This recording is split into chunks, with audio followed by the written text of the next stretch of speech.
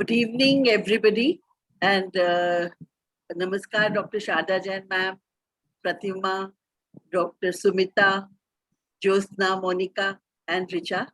And today we have all, just come together to not for any lecture or anything, just this new MTP Amendment Act, which came in the Gazette early this year. That time we were so excited that now we can start doing MTPs after 20 up to 24 we required. But then we were told, we had a webinar in which we came to know, no, it is just that it has come in Gazette and how it is going to be will come soon. Now, this 24th October, again, there was a notification that from 24th of September, this act would be, it can be implemented. But I'm still not sure what does that mean. So that is why we thought we will have people, who would have some idea to guidance to tell us, Dr. Sumita Ghosh, Dr. Pratima, Dr. Sharda Jain, Dr. Jaideep Tank, who have been there in the initial process whenever it was being done.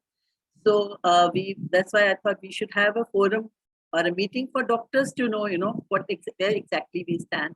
And this was, I'm very thankful to Dr. Sharda Jain, ma'am, who told me that this should be done. It didn't come to my mind on my own. So thank you, Dr. Sharda. And I think we should start the program now. And I request Monica to introduce our faculty and the facilitator, and we are on the go. Monica. Thank you, ma'am. And on behalf of AOGD, as Secretary AOGD, I welcome you all to this very important Doctors Forum, which we, as Madam said, we have specially organized for this very, very important topic. And we have a very decorated panel of, expert discussants here who have been instrumental actually in the inclusion and as well as implementation of this amendment, which we are going to talk about in this MTP Act. So it's my proud privilege to welcome them all.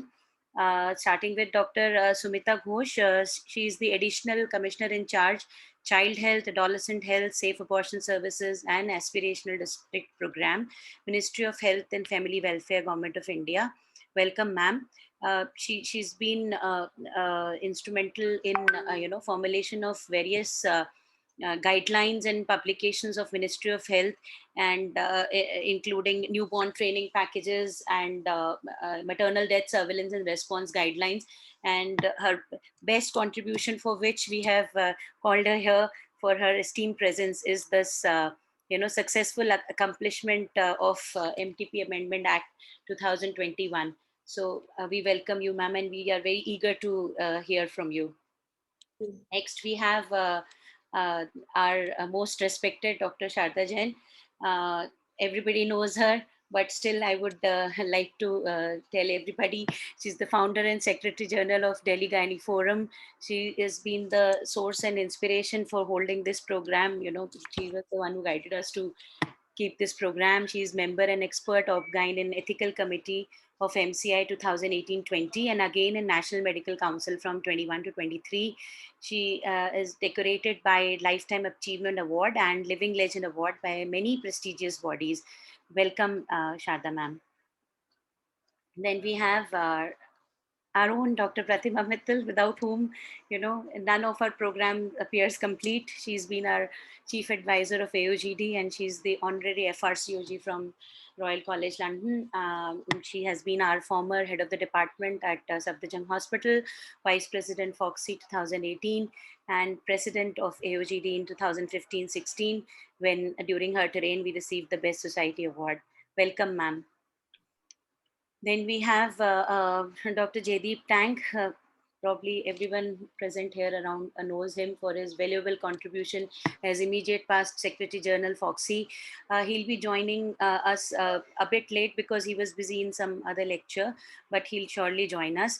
And why he is here is because he is the chair of the International Federation of Obstetrics and Gynecologists FIGO Committee for Safe Abortion, and he's another instrumental person who has been, the force behind this amendment being implemented at Indian Forum as well. He is also the past chair, Publication and Newsletter Committee, AOFOG, past chair, Reproductive Endocrinology and Infertility Committee, AOFOG, and past chair, MTP Committee, FOXY. So I welcome him in advance, and of course, he'll be joining us shortly. Then all important facilitator we have, who will be directing all the queries we have received from our various members and the practitioners, and she'll be putting it forward in the right capacity, because she's the current FOXY MTP committee chairperson 2021-24, Dr. Richa Sharma, and as faculty she is Professor of Obs and Gynae in University College of Medical Sciences in GTB Hospital, National Corresponding Editor Jogi from 21 to 24, Joint Secretary IAG Delhi Chapter from 21-23, and she has been the immediate past Endoscopy Committee Chairperson from AOGD 2019-21. Welcome, Richa, and we now hand over the forum to you, and we are looking forward for a very great discussion. Thank you so much, Dr. Monica. A very good evening, everybody. First of all, I thank AOGD President Dr. Achita Batra Madam, Dr. VP Dr. Josna Suri Madam, and Dr. Monica Gupta for inviting me. And it is my honor and privilege to be with the experts today. Respected Shanta Jain Madam, Dr. Pratima Mittal Madam, then Dr. Sumita Ghosh and Dr. Jaideep Tang Sir, who have given the tremendous contribution for the MTP Act amendment and the implementation. So before we go on to the discussion part, I will just quickly rush through the MTP Act amendment and few offenses, and then we'll move on to the discussion part. So I will just share my two PPTs and then we'll move ahead.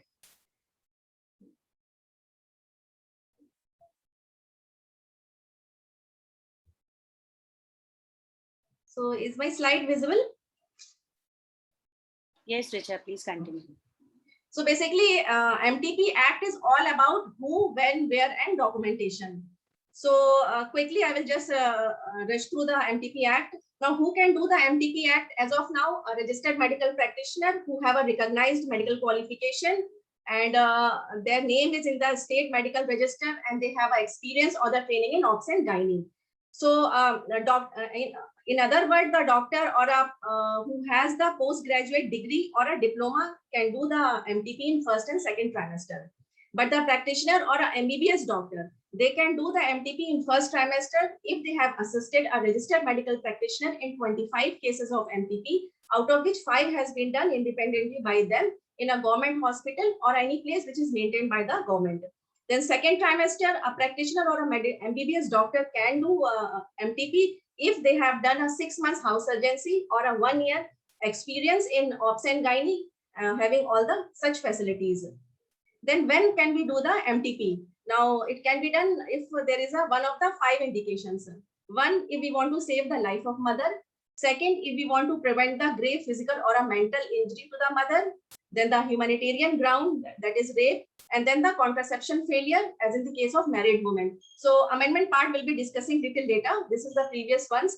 And up to 20 weeks, MTP was allowed, but now it is up to 24 weeks and beyond. Then where it can be done? It can be done in a place, government hospital, or a place which has been approved by the government. That is a district level committee. Then documentation, they are same, everybody know. So we have to fill 4 documents. That one is the Form C, that is a consent form. Then Form 1, registered medical practitioner opinion form. Then Form 2, it is basically a monthly reporting form. And then Form 3 is the case record or admission register. So these 4 documents has to be in place. Either we are doing first trimester, second trimester, or by medical method or by the surgical method. Now this is a journey of the MTP Act amendment. So MTP Act amendment, it was approved by the cabinet in January 2020.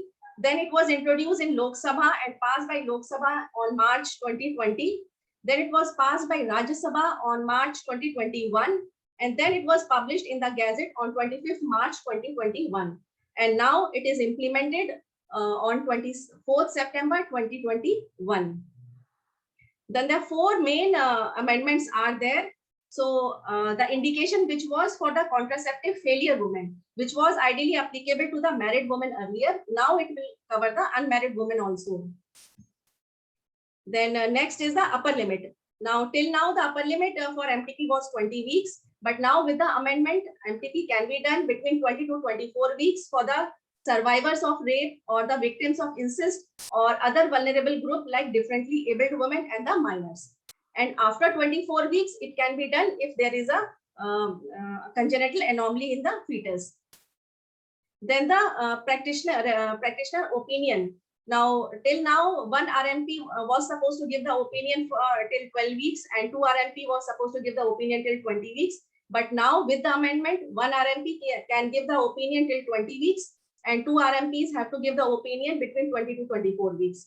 And after 24 weeks, we have to take the approval from the board. So, according to the amendment, every state government is required to constitute a medical board. Now, this medical board will have one gynecologist, one pediatrician, one radiologist, and then any other number of members which may be notified by the state government. Then fourth is the breach of women's confidentiality.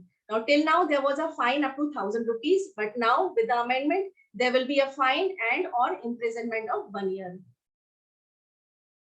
Then quickly about the offenses and the punishment. All the offenses which are covered by MTP Act, they have three main features. Cognizable means arrest without warrant will be there. Non-bailable means it is a serious offense and the bail will be a matter of discretion, not a matter of right. Then compoundable means party cannot compromise. Once the complaint has been lodged, then they cannot take back the charges. Then there are various punishments which has been given if it is done by unauthorized person or in unapproved person. So rigorous imprisonment somewhere between 2 to 7 years on the part of a person who is doing and also on the part of the owner who is having who own that place. Then failure of documentation, record keeping, consent, etc. Now, till now there was a fine of up to 1,000, but as I have told, now it will be 1,000 rupees plus 1 year imprisonment on the concerned person. Then if the MTP was done without any 5 listed indications, less than 4 months or more than 4 months, then also there will be an imprisonment on the part of a doctor who is doing the MTP and also on the part of a woman who is undergoing the MTP. And then if the MTP is done without a consent, then some imprisonment will be somewhere between, from life imprisonment up to 10 years with or without fine on the part of person who is doing the MTP. Then again, if there was a death because of MTP and MTP was done after the consent, then also there may be an imprisonment of up to 10 years with fine on a person who is performing the MTP. But if there was a death because of MTP and the consent was not taken for MTP, then there will be a life imprisonment or up to 10 years with the fine. So with this brief introduction, now we will go back to the amendments and then we'll have the discussion. Now, should I put the slide of amendment or should I close the slide and we can see each other? I think amendment is clear, Sricha. Okay, so I will just stop screen sharing and then now we can discuss. So, 1 minute, I think I can see Dr. Deepika Dekha also there. So I think we can have her on board because she would be really wanting to know some important questions. Shivam, can we have Dr. Yeah, that's nice. Hello, Dr. Deepika. Now continue. okay, so now seeing the amendment, now my first query will be like we have permitted between 20 to 24 weeks the victim of a rape and the incest and the differently abled women and the minors. And after 24 weeks, it is only for the congenital anomalies. So I just want to ask like why this special group is denied of that benefit. Is there any specific consideration which was taken into account? First, I will ask Dr. Sharda ma'am's opinion, ma'am, and then we'll go to Dr. Sumita Ghosh for the final confirmation or the verdict.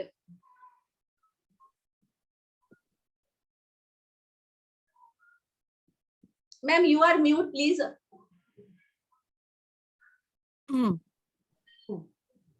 See, the question is many times you find that by the time congenital malformation is diagnosed, it is beyond 20 weeks of gestation.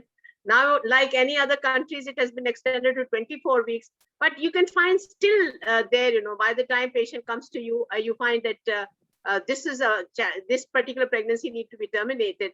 So I think, you know, it is only for malformation. This is what the desire for everybody was, because not beyond that. So it is only beyond 24 weeks. It is only for a malformed baby. Okay, then what about the minors and what about the unmarried women or the rape victim? Usually they don't disclose And sometimes we find the pregnancies at around 8 weeks, 24 weeks at all. Then what do we do with those patients? See, I mean, why I'm those are- very clear. I'm very clear that more the pregnancy, the higher is the risk. Yes. And one should really not go just on and on and on extension. So as a policy matter, I find second trimester abortions as such should be discouraged. Pratima ma'am, what is your opinion, ma'am? See, For rape victims and minors, why we have denied beyond 24 weeks? see, Richa, we always have to balance, we have to see the risk and the benefit. And when you see the risk is much, much more for doing an MTP beyond 24 weeks.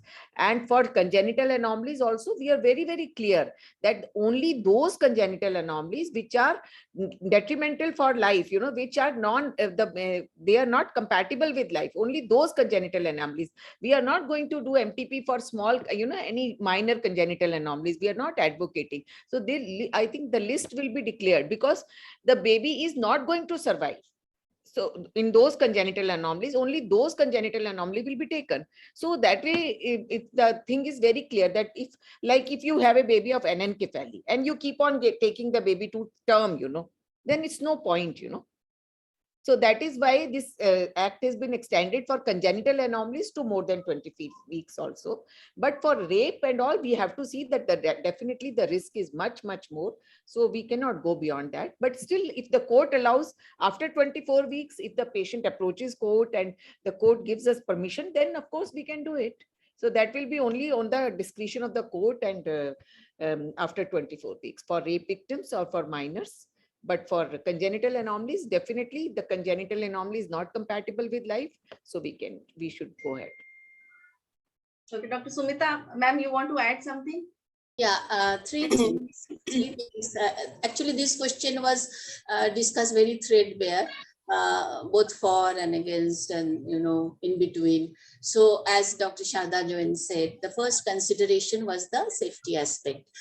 The more we push our outer limits, more than initially there will be reluctance. Those who are already reluctant, they will be more reluctant, and they will disclose it was our the policymakers' way of saying that yes, for cases which are not serious fetal anomalies, they have to be 6 months is a long enough period. 24 weeks is a long enough period. So by that time, if the things are not being disclosed and there are issues, I understand minors have issues, but by 6 weeks they become by 24 weeks they become quite obvious. If a decision has to be taken, it has to be taken then.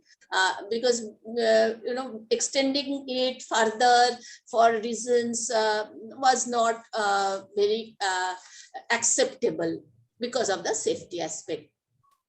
Okay, Second thing, the expertise which is needed for termination beyond 24 weeks, like the stopping the heartbeat and all. So if we increase for all, that expertise will not be there. We have to see that how much our providers can provide. So that was another consideration. And the most important thing is that viability of the fetus, that consideration was there, and that's why it was kept. The normal limit has been kept as before, 20 weeks. And for exceptional cases and that group, when the rules come, we'll see that we have discussed and we have made it very, very extensive group. So they can come till 24 weeks, because with modern technology, 24 weeks are more or less similar risk profile. And beyond 24 weeks, this has been kept only for those fetal anomalies which are either not, they are compatible with life or very serious ones. So these three considerations. Thank you. So next query is that now one RMP can give the opinion up to 20 weeks now.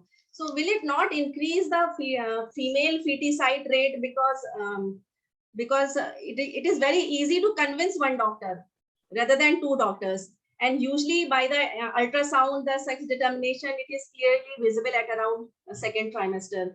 So what is your opinion, ma'am? This is what we feel. I think it will increase the female feticide. Yeah. rate. Sharda ma'am, what is my your sub- opinion? First, I- we'll ask I am- ma'am, then your your question opinion. is directed towards me. No, Sharda ma'am, what do you feel, ma'am, about this? See, the question is, all of us are gynecologists and we know it about the female pesticide should not happen. And I think, this is only in our mind. जिसको गलत काम करना है वो तो कर ही लेगा. But otherwise, Exactly. it will not increase. This is the way I feel it. Pratibha ma'am, what is your opinion? Because it is a clear-cut indication. So, do you also feel it will not increase? Because we feel most of us we felt that it will increase the female feticide rate by one female, because it is very easy to convince one doctor. I don't think so, because we all feel that I at least feel that every doctor who is doing a work is doing with the full conscious, and if why we should doubt the doctor's initiative, as person, if you see in more or less most of the cases, it is not the doctor who is involved, it is most of the other people who are involved. So I don't think that it will make any difference. And Ruchi, to convince one doctor, and he can have, if you feel a doctor will do it, he can have a friend who is like-minded. It's not written that it has to be separate. So I don't really think that is an issue. Okay, so thank you. So next is about the board. Like beyond 24 Right, weeks, Dr. the board approval we have to take, and every state will have a board. Now, Sorry, I Yes, would ma'am. like Sumita's comments also on this. Yes, ma'am. Yes, please. Because we had a lot of discussion on this.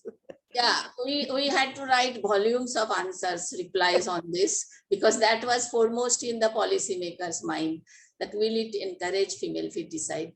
The point is here we made is that 20 weeks is already there.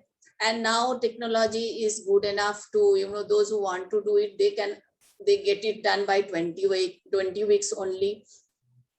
If we increase to 24 weeks, definitely they will, those who want to do it, they will have a more chance of doing.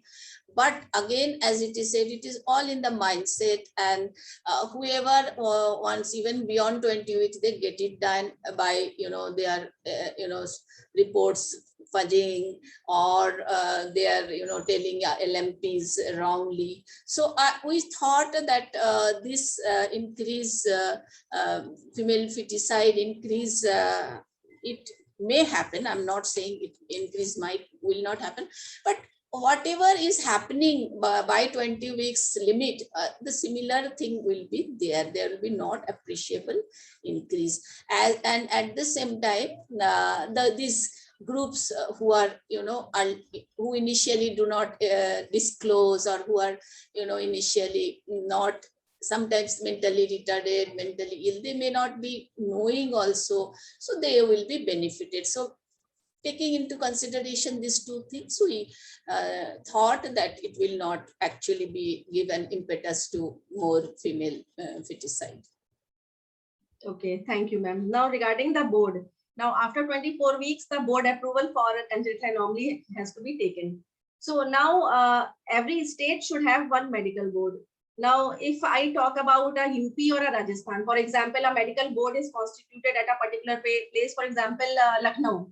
So the people who are in the remote areas, who are suppose from Balia, Basti, Bahraich and all, so they have to, either they have to travel to and fro. Is there a time limit up to which time they will get the approval, or do we have any linkage system in all the district so that they can get connected? Because I think it will cause a lot of wear and tear on the part of the patient. So what is your opinion? Can you give some clarification, Dr. Sumita madam? Yeah, regarding medical board, which till now what is happening, the court is ordering this beyond 20 weeks abortions. Court is ordering, and we are having at central tertiary level facilities. We have right now we have 170 plus such boards all over the country. So the target now, the intention now is that at least every district level hospital, they may be having the boards, and they will see and they will opine, and they will ensure that this is doable here, So that kind of training, capacity building, again, that is a huge task, but with gynecologists mostly in place in district hospitals, I think with proper guidance, they will be able to do it. So that is the idea, that boards will not be confined to, only at tertiary medical college level hospitals. It will be brought down, and the composition has also been made very simple so that it is doable. But again, as you know, that the experience is not there. 24 weeks, beyond 24 weeks experience, and that expertise that has to be built, that is not presently there. Even when courts used to advise us, give the name of the hospital. So whoever, all the, scheduled gazetted hospitals who had permanent medical boards, they will come back to us, madam, hame to nahi karna aata hai ye. So yes, challenges are there, but that was the demand, and we feel that if it is being amended, let us be there, and we should make a beginning, and how it will turn out, we'll have to see. But yeah. Any that time has- limit? Any time limit, like within 1 week Yeah, or yeah, 1 yeah, month, so yeah. they will get the approval, or No, anything it's not specified? within 1 month also, because now that they don't have to approach the court, they will directly, it is legalized now, so they will directly go to the boards, and we do feel that we'll be able to, like in last 2 years, we could get 172 boards in place. So initially they will take over the charge, and slowly they will build the capacity. And time limit is already there, because the further we delay, there will be. So the present guidance says 5 days, so we have kept it like that for doing it. That opinion will be given within 3 days. The rules are yet to be notified, but we have kept a time limit, because if it is already beyond 24 weeks, we should not waste much time. Thank you. Sharda ma'am, you want to give any suggestion, ma'am? I want to only, my scare is, for tubal ligation, there was imprisonment. Now for MTP also has it, imprisonment has come. Why this has come, sir, madam? See, the present this thing is based on 2014 draft, the present one, and it has been built up on that. So it was a very strict clause there, and even that was not there in that bill. It was that no name will be disclosed. So the consideration was how to lighten it, because already it was in public domain, and we had to change whenever we change something, that aftermath is there. So we have put in place that unless authorized by law, so that will take care of it. And confidentiality, again, imprisonment and all only will happen when someone complains. So I think the proper way out, yesterday also during that webinar, some questions were coming, that what about disclosing names in the regular government portals or ABJY portals, what will happen? So I think the way out will be taking a consent that yes, your name, if you want this kind of financial benefits, or if you want this, so you have to, this name will be put in registers and maybe on the give it in the database. So that way it has to be there. I don't think it is a very big thing. Only it is, public disclosure and all, that is what is intended to be prevented. And this already was there. We have made it little, like the recent act is a modification of that, so that, if you are made to disclose, you are not, it is not punishable. Okay, thank you, ma'am. So the next question is, like earlier, MBBS doctor with having a 6 months of house surgency or a 1 year of experiences of and gynae, they could do the second trimester MTP. So now again, are they eligible to do the MTP for up to 24 weeks and beyond, or there is some change in the clause? Because I feel there are more complications beyond 24 weeks or up to 24 weeks. So can they handle the complication, or what are the considerations which have been taken into account? Like, or they are again entitled to do the termination till 24 weeks and beyond according to the new? Yeah, the rules will specify that because the norms are to be prescribed under the rules. So we have tried to keep that 20 weeks, as the outer limit for those not specially trained as gynecologists or obstetricians. And we have tried to simplify the medical methods. This beyond 20 weeks, again, it will be gynecologists only. We have tried to keep it like that. It has been incorporated. Yeah. Okay. And beyond 24 weeks, of course, it has to be at a proper institute and with proper backups. Okay. Thank you. Pratibha, madam, you want to say, you want to give your opinion regarding these two things which we have discussed? I think rules will be making it very, very clear that, up to the rules will be up to 12 weeks, then 12 to 20 weeks, and then more than 20 weeks.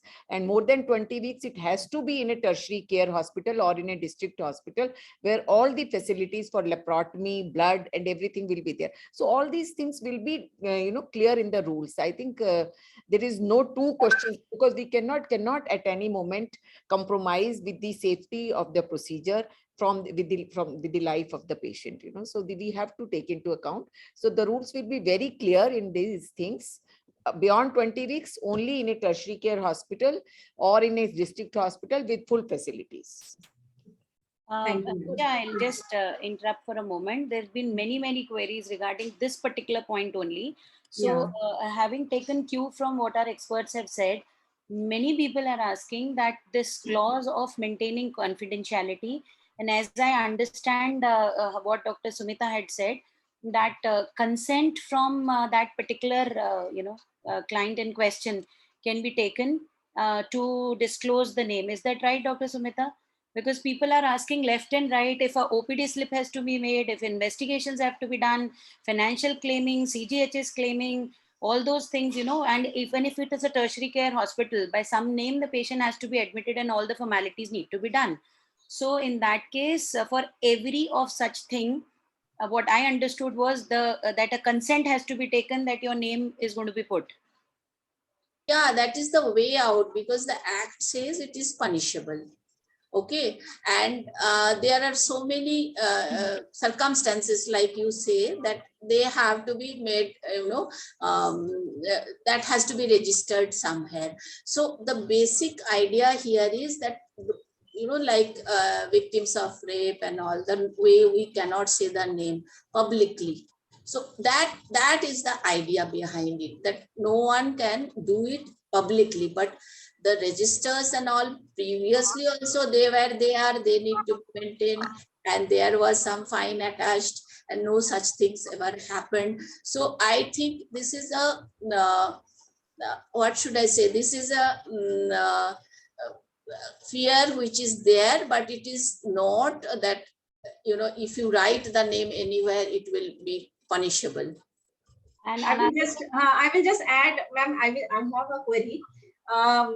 We have a case record register, which is called the Form 3. Yeah. So ideally, it has the 14 columns in that, where we write the patient name, age, and wife of or a daughter of, like that, and then have a period of gestation, indication for termination. So there are some 14 columns. So there we assign a particular serial number to a patient. So ideally, by the law, that serial number now we should put in all the records, either the inpatient records or her discharge summary or everywhere. So this is one part of the confidentiality, that we are not disclosing the name. That is one. And then this register, again, it is a secret document. It cannot be opened by each and every person. So it has to be opened only by under law. So that is another one confidentiality issue. So what is your say, Sharda ma'am? What is your... I think it's very difficult. आप कितना भी कहिए, हम लोग कितना भी लिफाफे में रखते हैं, पर नाम तो कहीं ना कहीं तो एंटर करना ही पड़ेगा भाई. Yes. It is very difficult in private sector. Yes, that is true. But इसीलिए मुझे ये लगा कि ये punishment कहाँ से आ गया डॉक्टर साहब? Actually, punishment is also being बनाया था, उनको पूछिए, वो बहुत मुश्किल से मैंने उसको Pratima मतलब ma'am, थोड़ा what सा is your opinion, ma'am? I am also confused about this. This is a gray area. It's a really a gray area. Only thing I was really wondering, this has happened with me. The patient has been admitted with a congenital anomaly. Like, initially we just did an ultrasound, admitted her, and now she is saying that I want an MTP. So what was how to do it? So it was decided that we discharge her first and then make a new sheet. So same thing is applying for the even rape victims. MLC has been made. So the name has been written in the MLC. So now it seems that according to whatever we are making, that we first discharge that or we discard that case sheet and we make a new case sheet with the MTP number. So I was really confused, but I have to. yeah, I would say that it is specifically for all this, avoiding this by to disclose to a person by authority of law, that kind of words have been put, so that the intent is only if you make it public, without any cause or anything, then only. Otherwise, see, now we have the regulation says that it has to be under lock and key, the register. But in digital age, it is not possible. Our RCH portal is there. Our RCH thing is there. Our, ABJY portal is there. So there the names are there. You have to put the names, otherwise how will you click? So that's why it has been written that under authority of law will cover all these aspects. That it is not that only police or anything, but wherever it is needed, it has to be disclosed. But this provision, 2014 bill was there, and it was not objected upon, but with lot of thinking, which said that this can be a way out. Okay, thank you. Now one last question and then we'll take from the chat box. What about the re-registration? Like private hospitals who have got the approval for MTP. Now they have the approval up to 20 weeks. Now, according to the new amendment, it can be done up to 24 weeks and beyond. So do they have to apply again for the registration? Means they have to go to the process of application, inspection, approval and issue of the certificate through district level committee? Or automatically it will get corrected, just a period of gestation up to 20 weeks and then straight away it can go corrected 24 and beyond. Like what all things are incorporated in the newer guidelines? We are changing the forms that way. We are changing the forms for application, and for 24 weeks we are changing it. So they have to apply again. They have to go through the entire procedure again, madam. Yeah, it should be, because Act has changed, so the process has to change. But new forms will have 20, like whatever was 20 will be 24 weeks. They will, there'll be 2 columns. Okay, so again they have to go through the inspection, CMO, district level committee, and then again they will all practitioners, they need to have a relook at the Act, and because if they are eligible to, whether their facilities they have to apply for beyond 24 weeks also. So those kind of things need to be looked into, but forms will have that provision. Okay, thank you, ma'am. Or we can, as a policy in a private sector, you find, most of the people take up to 12 weeks and they do not take beyond 12 weeks. Very sparingly you find a second trimester it is given. People themselves do not take. वो जो आपने female foeticide की बात बताया, कल कोई कहेगा जी female foeticide के लिए पर नो राइम रीजन, भैया ये चक्कर ही नहीं करना. Yes, ideally it should be, because earlier if we can do it, we should do it. That is the way thinking should go. But these were demands, because India being a diverse country, there are lots of voices different for both for against. So we thought the technology, if it is available, women should get the advantage of it. So that's why this increase in 24 weeks have come. And fetal anomalies, of course, again, it was a demand side that many cases are there which need.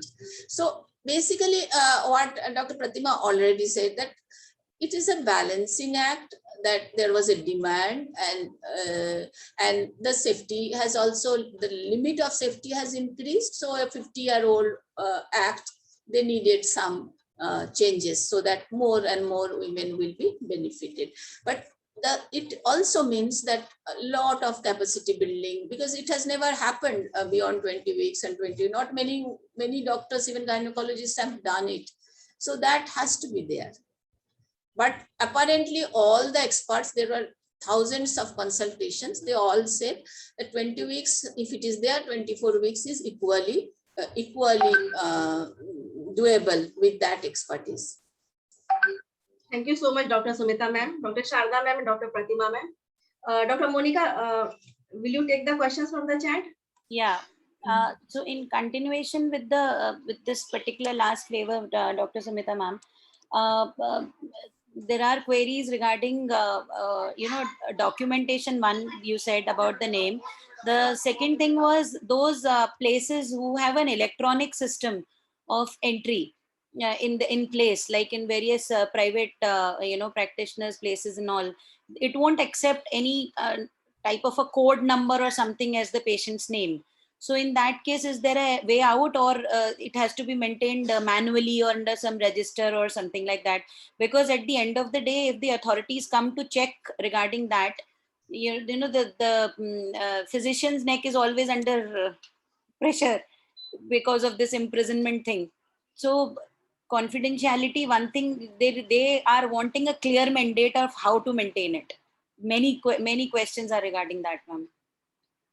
Yeah, I'm telling you, no, it is a problem with us also. Our all registers, RCH registers are online. So we cannot say that we will not maintain this one's record. So what we have suggested, because everyone is, whenever we are keeping records, the Act has told you to do have the records. Isn't it so? So records is not the issue. The Act itself says that you have to have the rules say that you have to record them in Form C, Form whatever forms are there. So I don't think this is something will come in the way, because in our RCH what we have said that what we'll do if there is an induced abortion, we will flush this thing. So that whoever is entering or whoever is keeping that it is a confidential data.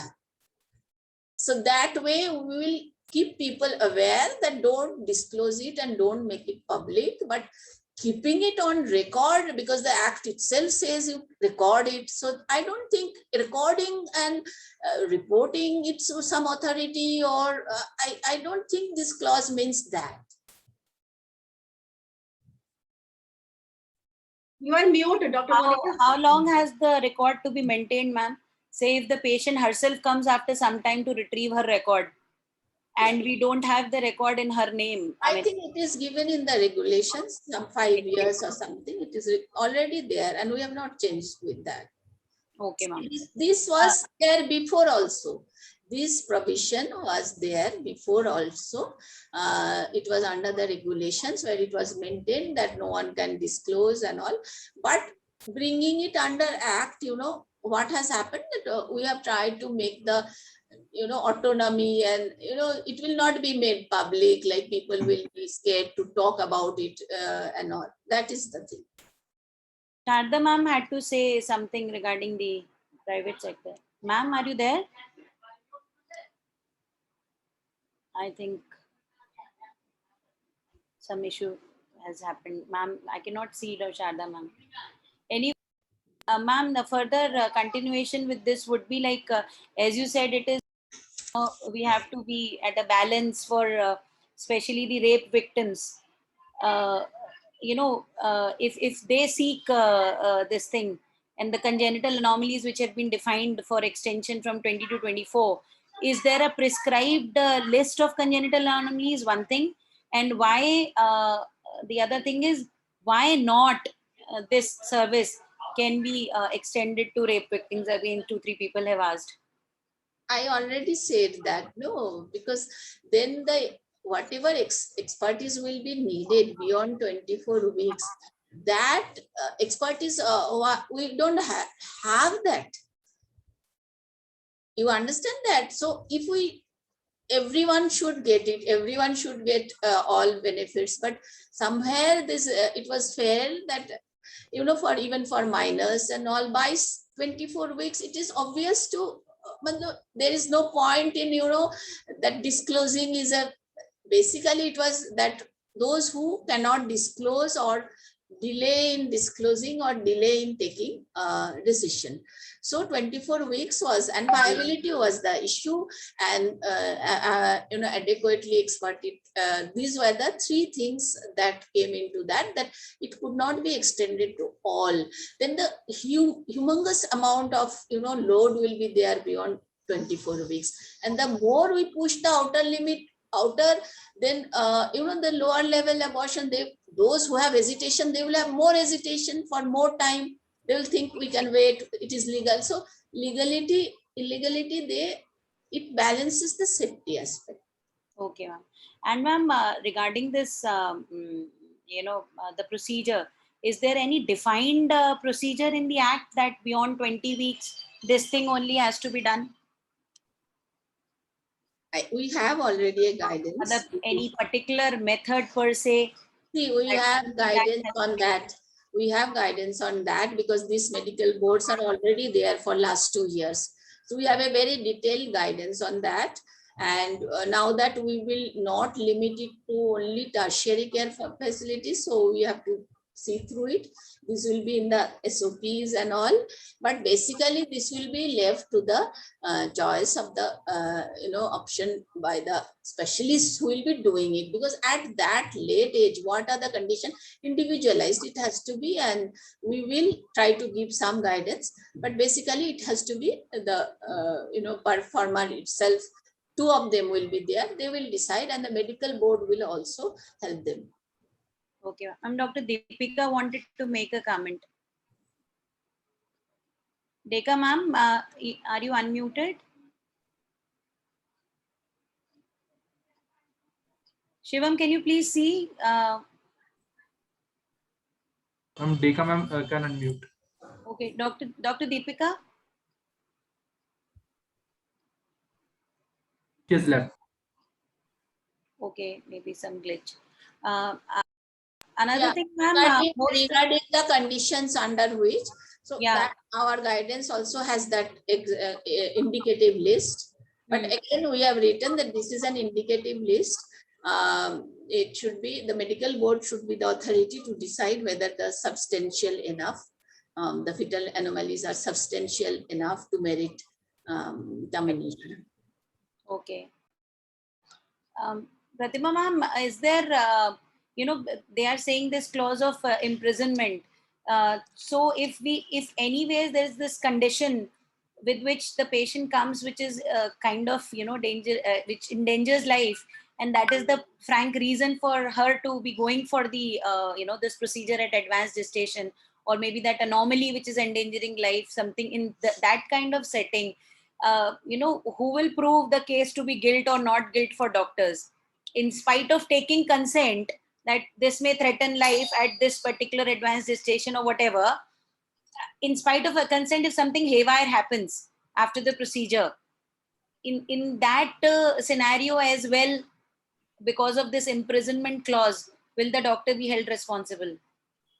See, again, this is a very, very, you know, controversial thing. You have to prove that it is negligence or something. You know, you cannot just held a doctor imprisonment without any, you know, question or without any, you know, justification.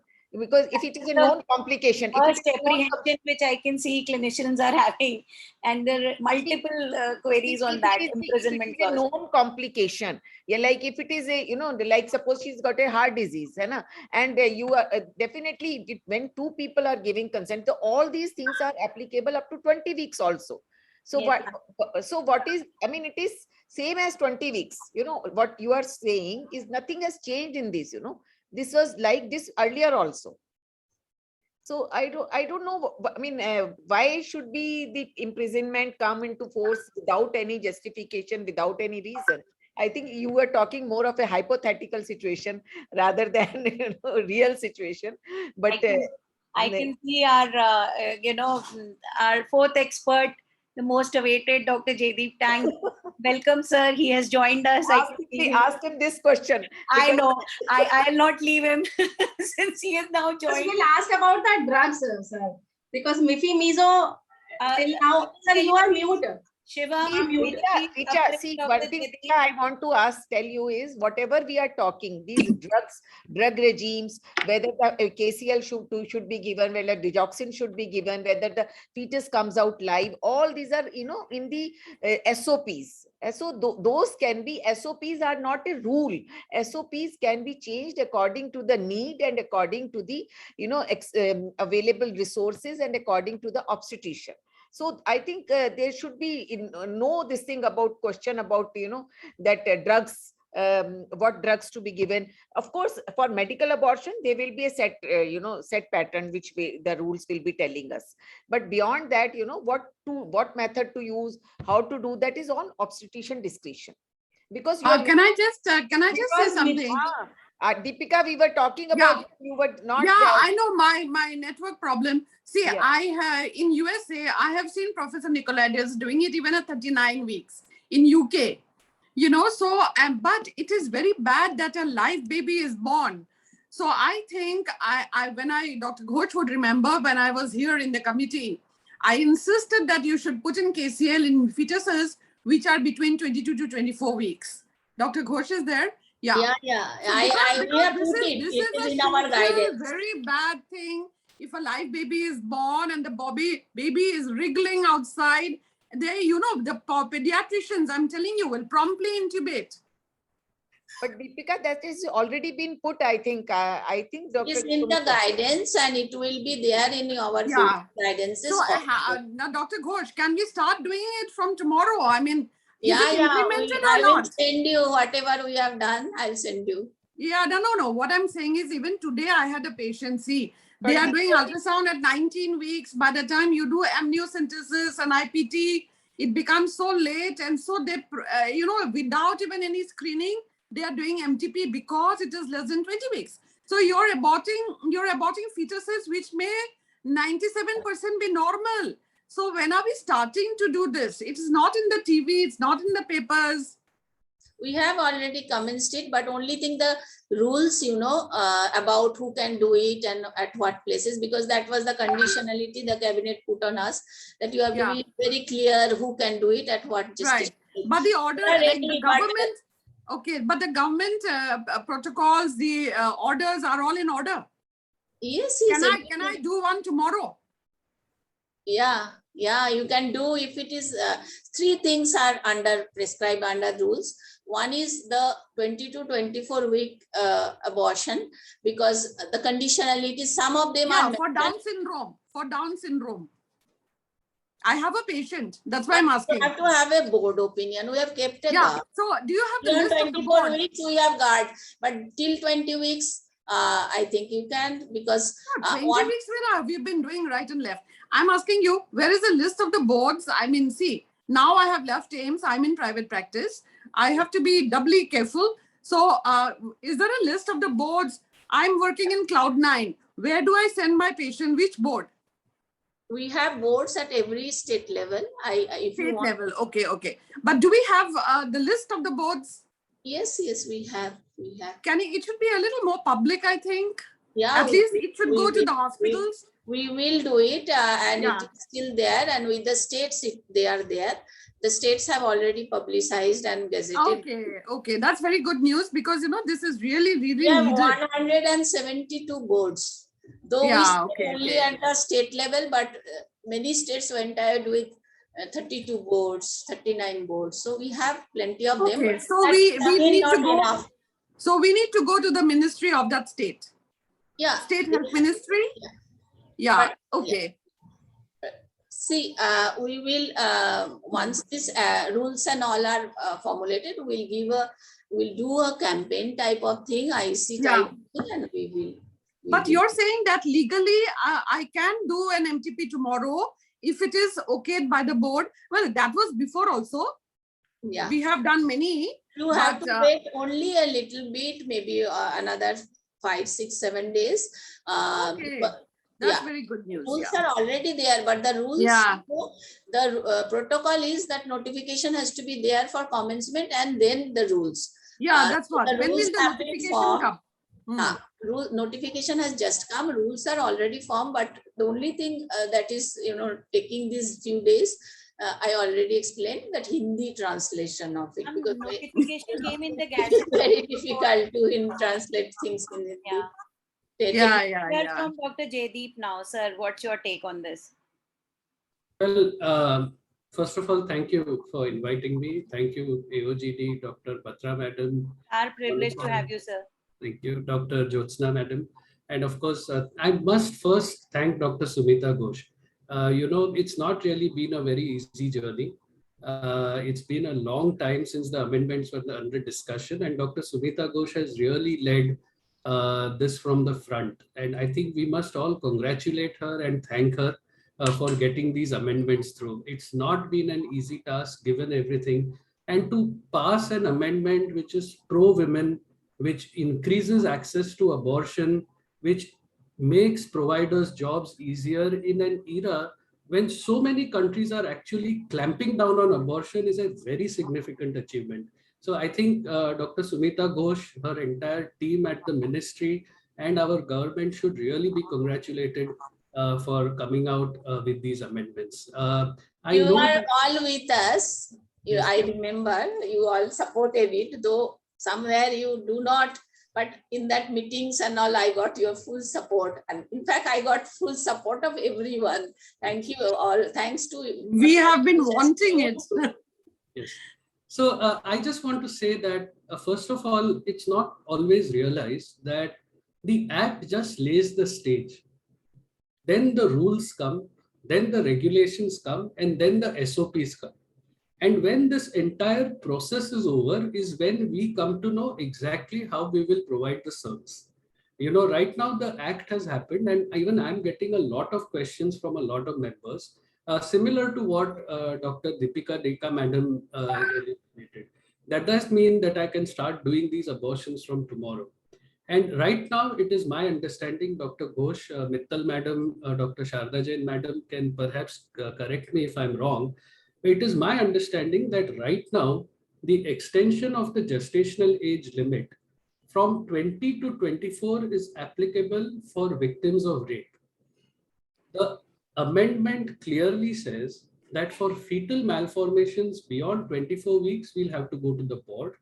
And for fetal malformations between 20 and 24 weeks, there will be certain conditions which will be elucidated in the rules. And we have to follow those rules for terminations between 20 and 24. So 3 things. For rape, even now, you can terminate a pregnancy right up to 24 weeks. Caveat being you need the signature or the opinion of 2 RNPs. The other great change that has happened is that right up to 20 weeks of gestation, a signature or the opinion of a single RMP is now considered valid vis-a-vis the requirement of 2 opinions which was there earlier. Dr. Ghosh, correct me if I'm wrong, but the fact I would just try to chip in. 3 things in the Act are to be prescribed under rules, and they will be regulated by the rules. One is this extension 20 to 24 weeks. We have said that this will be the categories, but the categories have to be defined under the rules. So unless the rules come, it is not really applicable.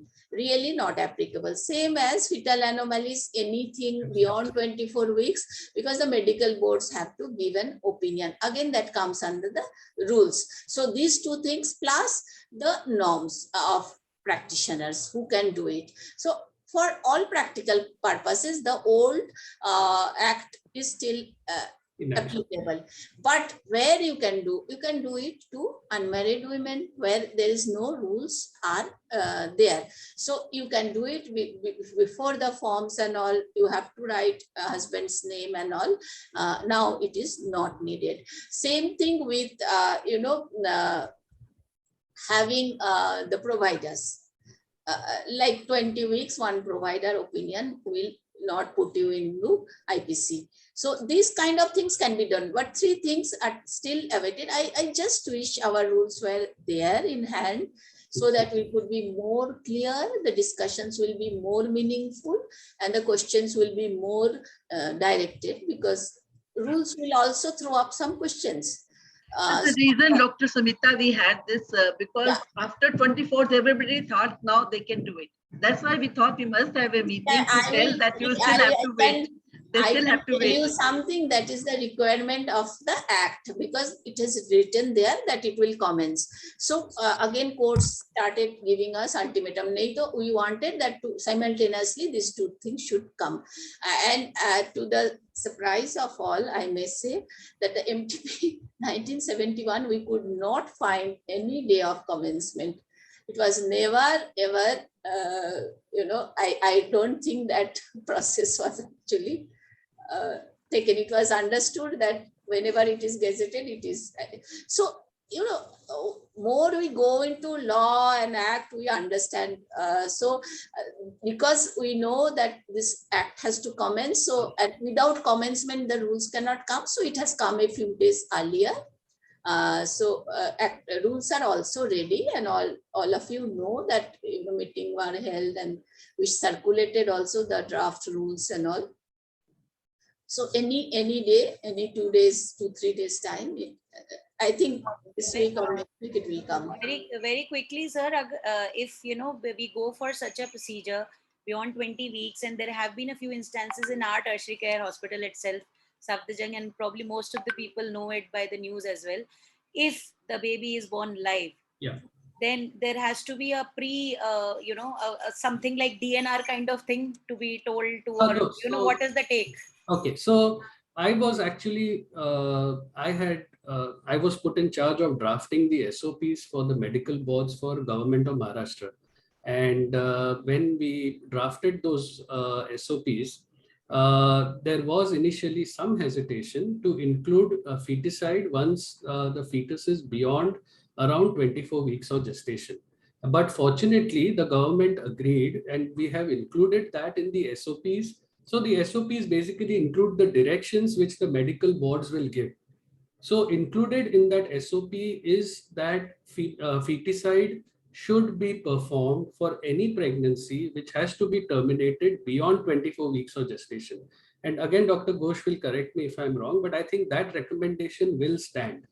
The problem which is there is between 20 and 24 weeks. And I think we should realize that, yes, this could occur. Nobody can say it can't occur.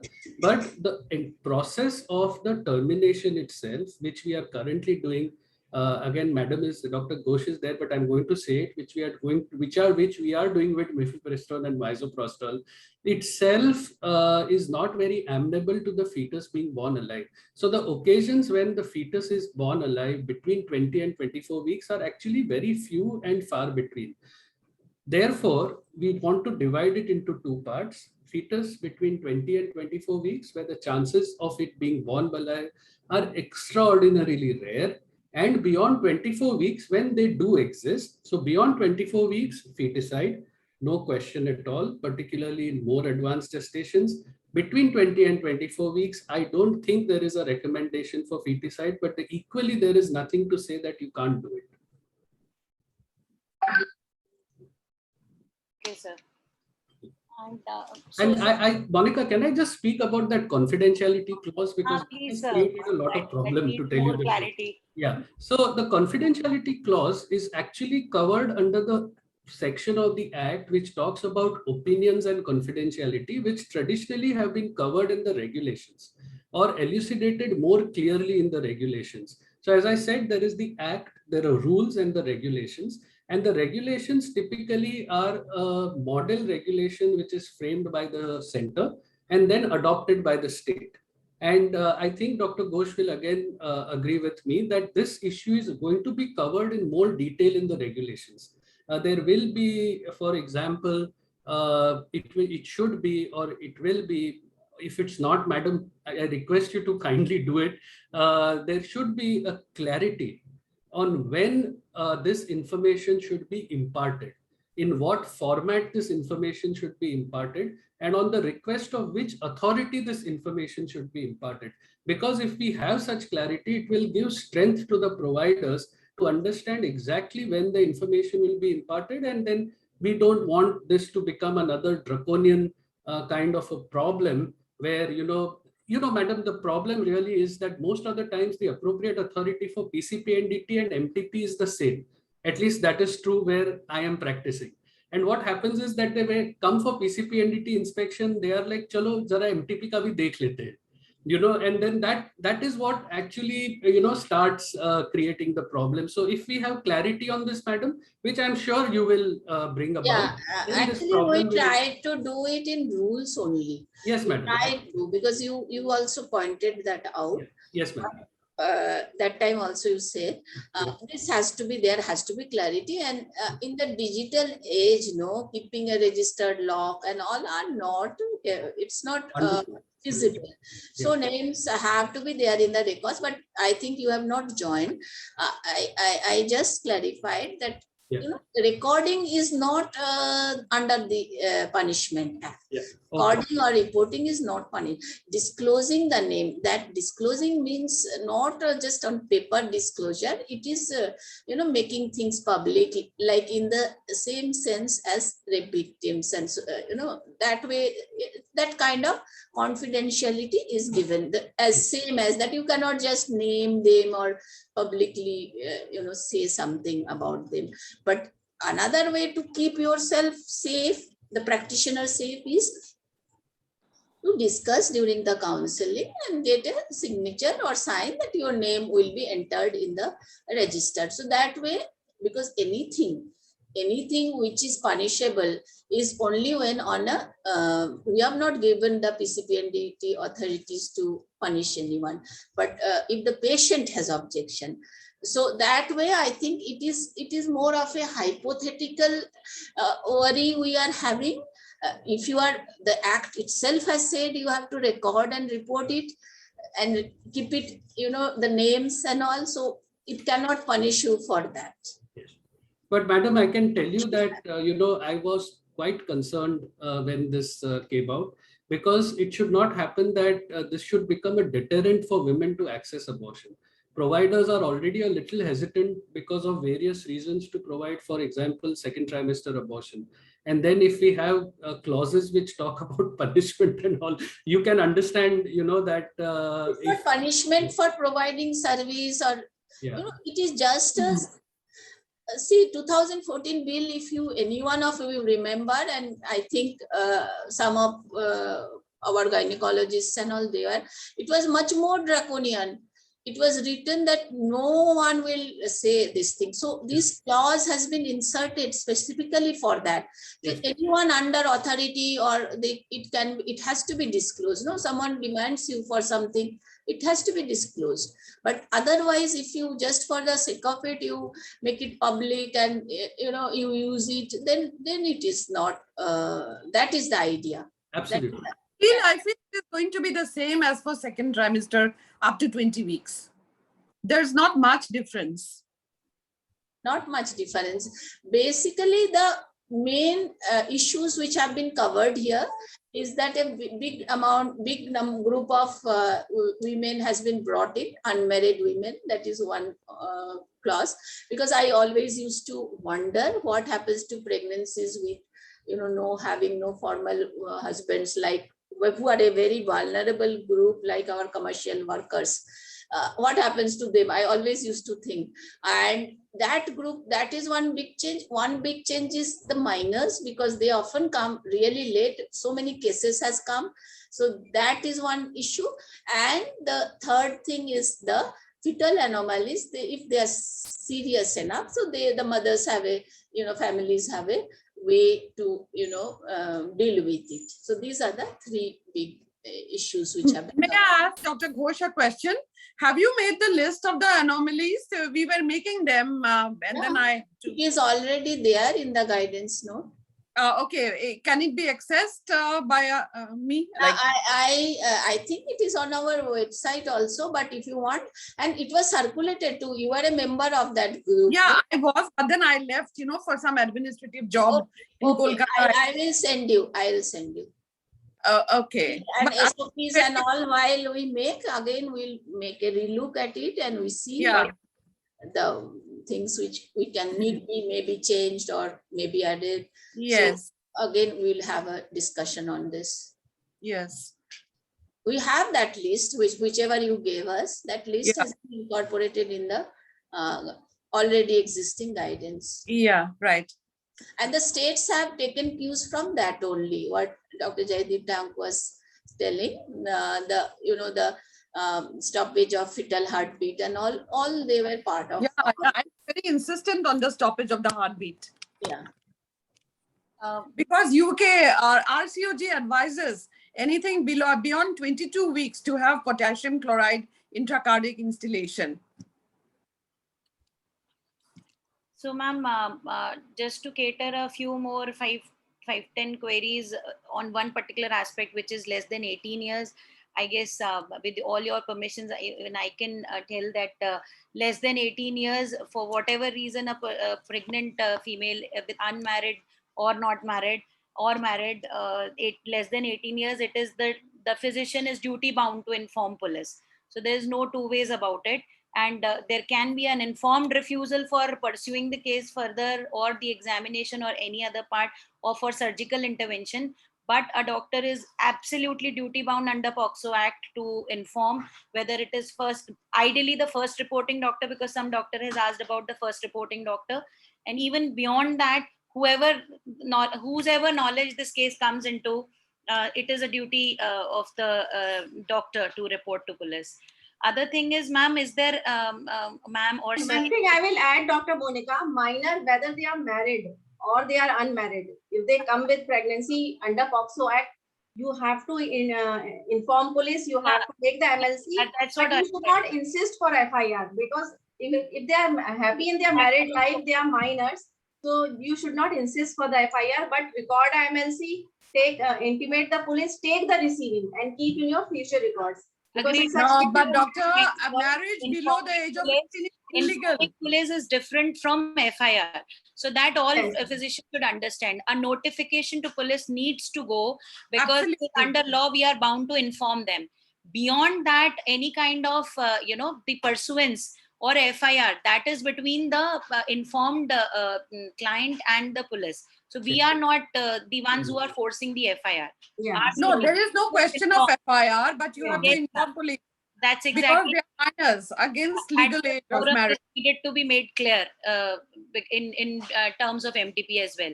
And another thing, sir, is there any, although a very, very different kind of question, but still any limit of number of times MTP can be performed beyond 20 weeks? Has this been specified in the Act? No, there is No, nothing no. of that sort. I just 2 points, Monica, if you'll allow Yes, me. sir. Yes, sir.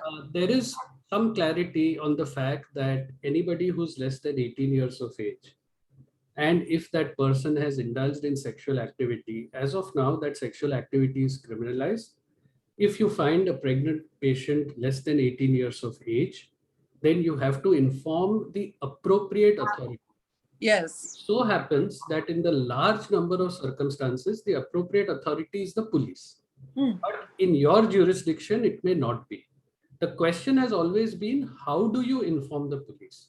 So we had worked with, I think, the Jindal Law School and IPAS to produce a document on the conflation between POCSO and MTP, and that document's freely available on the websites. What we had said at that time was that the requirement is that on your letterhead, you simply have to write that Miss So-and-so has come to me. She seems to be so-and-so weeks pregnant and she is of so-and-so years of age. You take 2 copies of that, take it to the appropriate authority, take a received sign from the appropriate authority, give them 1 copy, bring 1 copy back with you. What happens after this is not your jurisdiction as a service provider. Once you have fulfilled this responsibility, you now move out of the POCSO Act back into the MTP Act.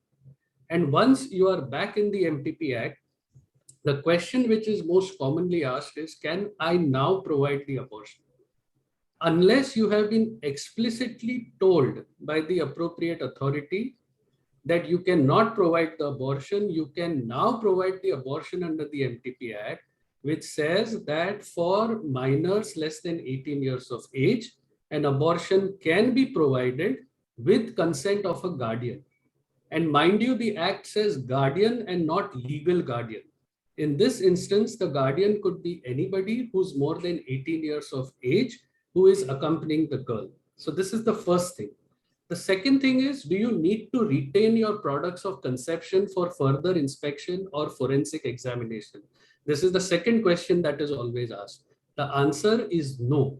There are elements of intentionality in the criminal procedure code. And when you perform an abortion as a service provider, Section 8 of the MTP Act, as well as the sections of the criminal procedure code, say that there is no element of an intention to destroy evidence. If there is no intention to, intention to eliminate the products of conception as evidence, you are not supposed to store the products unless it has been explicitly directed to you by the authorities. So, these are the two most common questions I get asked about minors. So I thought I'll take this opportunity to clarify. Regarding number of abortions, I think that has always been a contentious issue. And it's not only for second trimester abortions, it's also for first trimester abortions. Women who seek repeated abortions are always looked upon in a very judgmental fashion. ये क्या कर रही हो, कुछ तो इस्तेमाल करो, ये क्या बार बार आप abortion करवा रहे हो, आपकी health बिगड़ जाएगी वगैरह वगैरह. As an obstetrician and gynecologist, as a practicing obstetrician and gynecologist, I would have to say that it's not such a happy thing for a woman to come for repeated abortions. But at the same time, you must appreciate the fact that at least she's come to you and not gone to a quack or an untrained provider. And I think we have to make all efforts to make sure that she doesn't go to a quack or an untrained provider. And irrespective of the number of times that she comes to you, be it first, be it second trimester abortion, you have to provide the abortion with safety, with dignity, with confidentiality, and as far as possible without judgment. Yes, use this opportunity because the woman has come to a legitimate healthcare provider. Use this opportunity to try and talk to her about post-abortion contraception and prevent a second abortion. However, if she doesn't want this, it is frankly speaking her choice. Okay, and we should respect that. Like I would say so. That Yes. is possible. Okay, sir. One doctor has asked, you mentioned, sir, appropriate authority. So agreed, police is one.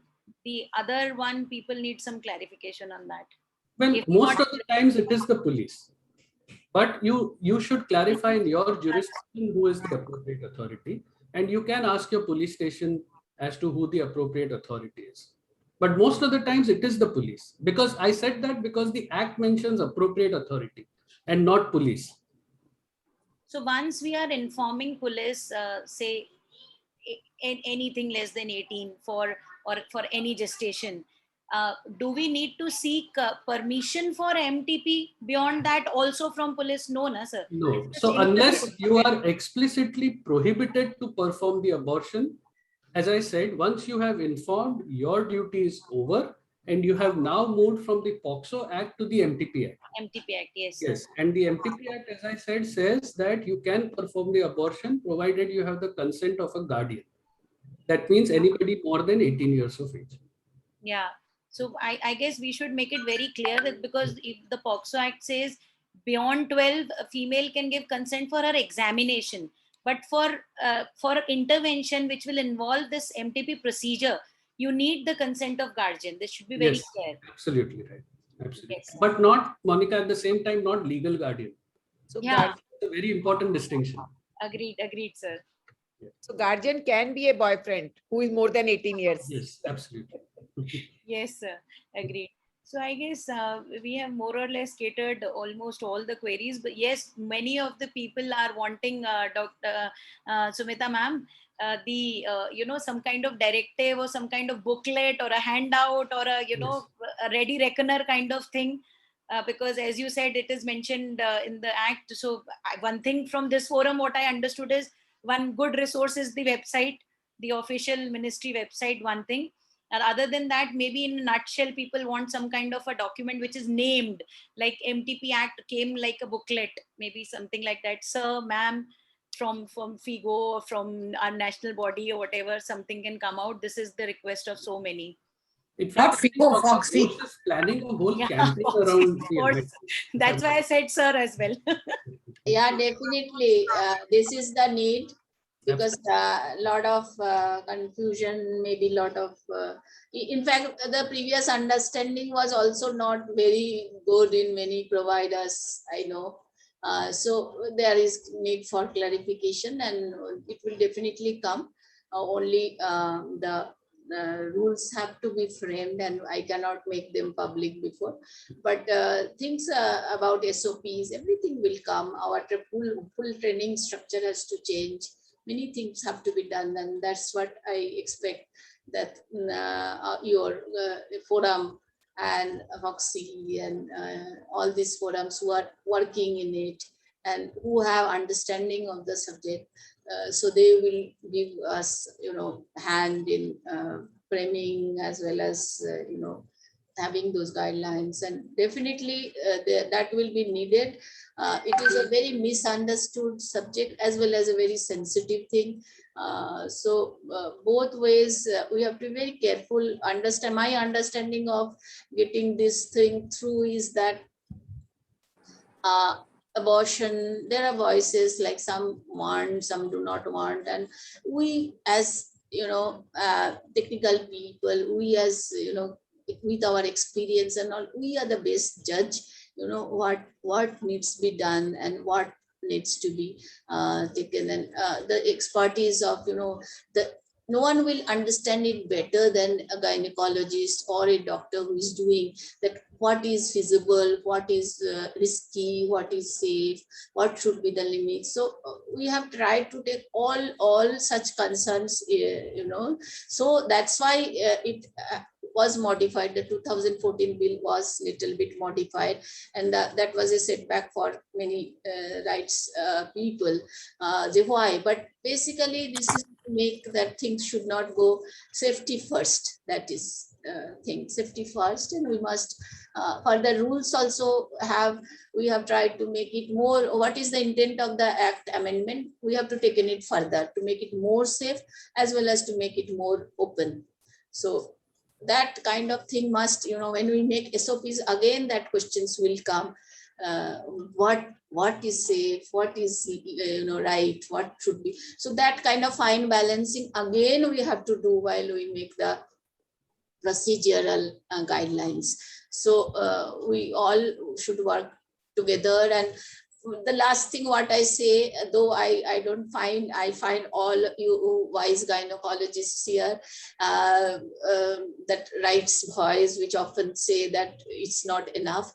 So yes, it's not enough, because for a woman, having full liberty, first to have liberty for contraception, preventing pregnancy, and then having the pregnancy terminated at an early age. So that kind of rights, as well as rights to have anytime abortion.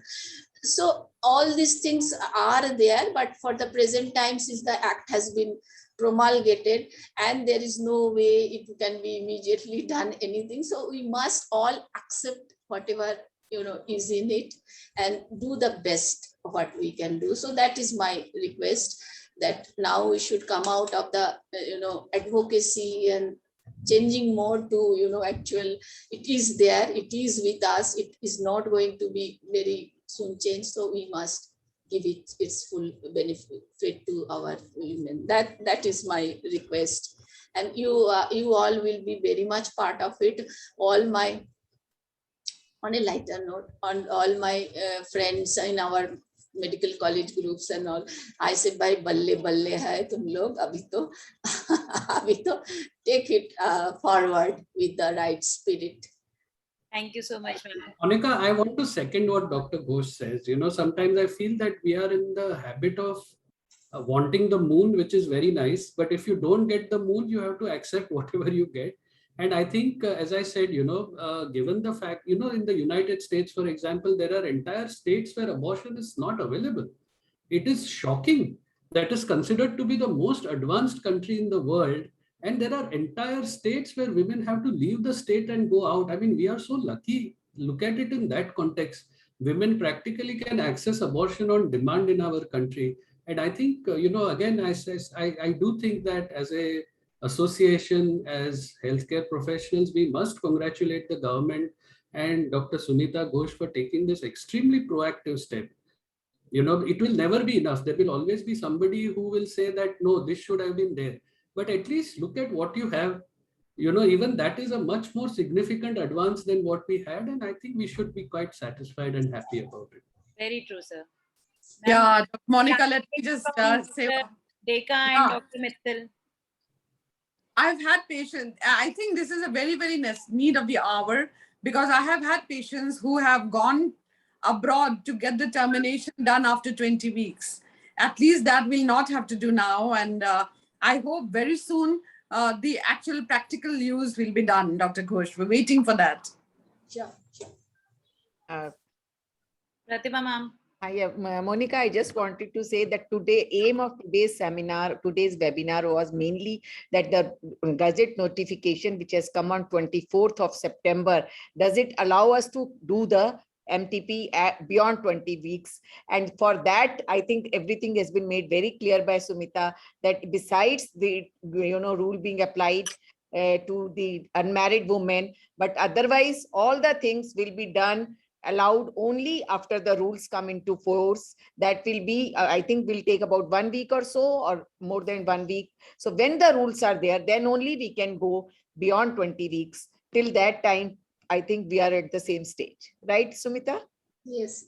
No, But, we have another safer. thing that It is safer as a only one practitioner. practitioner required before 20 weeks. That thing is also there, which we can do now. Only one practitioner can do up to 20 weeks. Yeah, That can also be done. Also unmarried, that also we can do. The only thing is which do not require rules formation. So those things can be done. But of course, beyond 20 weeks, all the things will be done only after the rules are made. That is the thing which we wanted to make clear, because everybody started saying, even yesterday, can I do it now? Today, can I do it now? 24 weeks. I mean, even I had a baby of high drops, so they were saying we can do it now. So even I thought so that we can do it. So, initially, so I think that was the point which we wanted Sumita to make clear to everybody, that we have to wait for the route for 20 to 24 weeks. And But if you remember, Dr. Sumita, and as well as Pratima, even as undergraduates, we were allowed to do termination of pregnancies in cases of hydrocephalus and anencephaly. So these were the only two which could be diagnosed by X-ray, because those days you had only X-ray. But after ultrasound came in, you have been able. So actually, this is a very, very long overdue case. I know. And see, at that time, we were not including them into the MTP. We were not giving them MTP number, we were just saying termination of pregnancy because of non-viability or something like that. We were not. We used to do destructive operations for hydrocephalus. We used to call it an obstetric indication and say, Yes. or something of that So sort. we were not labeling it as MTP, We were not labeling it. Right. Yeah, so when I get calls sometimes from people who are asking, I say that, label it as an induction of premature labor and don't enter it in your MTP register. Yeah. The problem is people want to enter it in the MTP register and do it. If you don't do that, then it's obviously an obstetric procedure. We are doing termination for, severe PIH if it is coming at 26 weeks. Exactly. We are doing termination. So it is like that. But that, madam, is termination of a wanted pregnancy, so there is a bit of a difference. So at that forum, I guess, with that pleasant welcome, sir, I guess we come to end of this very, very informative doctors forum. And I must say, Monica, one thing, can I just interrupt? I'm sorry. Sure, ma'am. Please go ahead. I had a problem the other day also, selective fetal reduction, where one baby after 20 weeks had a malformation detected and the other baby was normal below 20 weeks. So, there was this concern whether we can do selective termination after 20 weeks. And so now even that will be regularized. Madam, selective termination of the whole baby pregnancy. Exactly. Only one fetus. And MTP is discontinuation of pregnancy. Here you are Whole not pregnancy. discontinuing pregnancy. No, Yeah, and that's this is- what, but there were some people So who this were does really not fall under MTP at all, madam. at all, yeah. Even triplet reduction. You in- should know that because, there were some obstetricians who were objecting. No, ma'am. That is discontinuation of entire pregnancy. You have Yeah. to follow MTP and DT. It's not MTP. Absolutely. Yes. In that case, I guess I'm really honored to have such a, as I said earlier, the decorated panel of experts. And especially thank you very much, sir, from your, all that busy things which you had.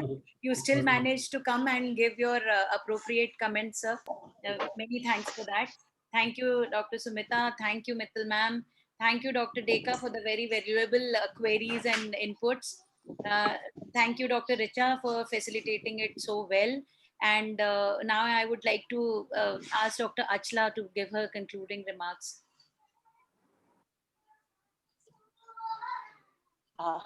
I think we have had the concluding remarks now. I would just Sharda and of course Dr. Deepika for giving the valuable inputs, and Richa for her doing it, facilitating it so well. And no thanks to Pratima, she is part of us.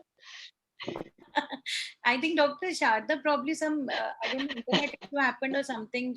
I can't see her, but we are. Most thanks goes to Sumita. She has done a lot of wonderful job. There is another webinar on. Okay, ma'am. So thank you all once again, and hopefully we'll meet again when any other such important issue is at hand. And thanks once again, Sumita ma'am. Dr. Ghosh, so nice to see you again. Long time. I heard you are at Kalyani. I was in Kalyani, then I went You have come back. Oh. Yes. Good. Now we have with you with us for the. But I retired from AIMS. I retired on the 31st but of May. Anyway, But anytime you want me, I'm there. Sure. Thank you. Thank you all for Thank you, Rachna ma'am. Thank you, Dr. Sumita ma'am. Thank you, Dr. Monica. Thank Deepika you. ma'am. Bye. Thank you, Jaideep sir. Thank you. Thank you, everybody. Thank you. Bye. Okay, good night.